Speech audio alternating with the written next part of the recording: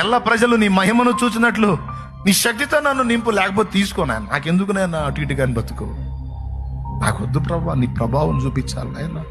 అన్ని జనులు నీ నామాన్ని మహిమపరచాలి ప్రభా, నీ నామాన్ని ఘనపరచాలి, ఊరేగించాలి, నిన్ను ప్రస్తుతించాలి, మహిమపరచాలి.